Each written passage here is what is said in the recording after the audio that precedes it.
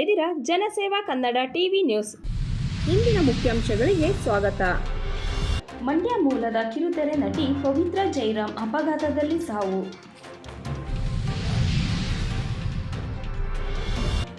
ಕುಮಾರಸ್ವಾಮಿ ಕೂಡ ಜೈಲಿಗೆ ಹೋಗುವ ಕಾಲ ಹತ್ತಿರ ಬಂದಿದೆ. ಶಾಸಕರಾದ ಉದಯ್ ರವರ ಹೇಳಿಕೆ.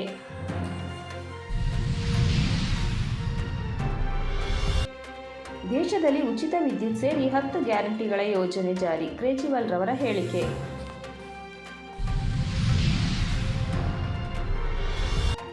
ಲೈಂಗಿಕ ದೌರ್ಜನ್ಯ ಆರೋಪ. ಪಶ್ಚಿಮ ಬಂಗಾಳ ರಾಜ್ಯಪಾಲರ ರಾಜೀನಾಮೆಗೆ ಮಮತಾ ರವರ ಆಗ್ರಹ.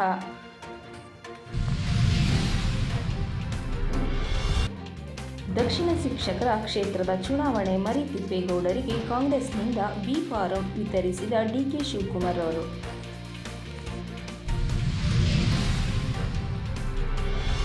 ಲೋಕಸಭಾ ಚುನಾವಣೆ 4ನೇ ಹಂತ. 96 ಕ್ಷೇತ್ರಗಳಲ್ಲಿ ಮತದಾನ. ಬಂಗಾಳದಲ್ಲಿ ಟಿಎಂಸಿ ನಾಯಕರ ಹತ್ಯೆ.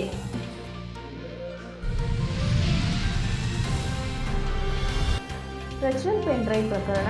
ಎಸ್ಐಟಿ ಬಲೆಗೆ ಬಿದ್ದ ಬಿಜೆಪಿ ನಾಯಕರ ಆಪ್ತರು.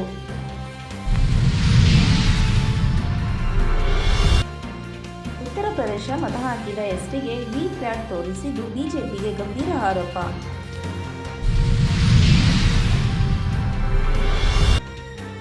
ಇಂದಿನಿಂದ 5 ದಿನಗಳ ಕಾಲ ಬೆಂಗಳೂರು ಸೇರಿ ರಾಜ್ಯದ ಜಿಲ್ಲೆಗಳಾದ ಶಿವಮೊಗ್ಗ, ಬೆಳಗಾವಿ, ಚಿಕ್ಕಮಗಳೂರು, ಕೊಡಗು, ಗದಗ, ಧಾರವಾಡ, ಹಾವೇರಿ, ಬಾಗಲಕೋಟೆ ಸೇರಿದಂತೆ ಹಲವೆಡೆ ಉತ್ತಮ ಮಳೆ ಆಗುವ ಸಾಧ್ಯತೆ ಇದೆ ಎಂದು ಹವಾಮಾನ ಇಲಾಖೆ ತಿಳಿಸಿದೆ.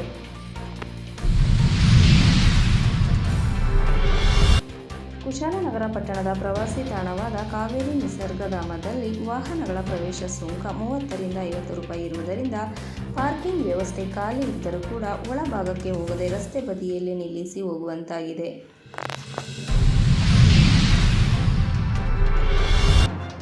ರಾಜ್ಯದ ಮಾಜಿ ಮುಖ್ಯಮಂತ್ರಿ ಎಸ್.ಎಂ. ಕೃಷ್ಣರವರಿಗೆ ಆರೋಗ್ಯದ ಸ್ಥಿತಿ ಚಿಂತಾಜನಕವಾಗಿದ್ದು ಐಸಿಯುನಲ್ಲಿ ಅವರಿಗೆ ಚಿಕಿತ್ಸೆ.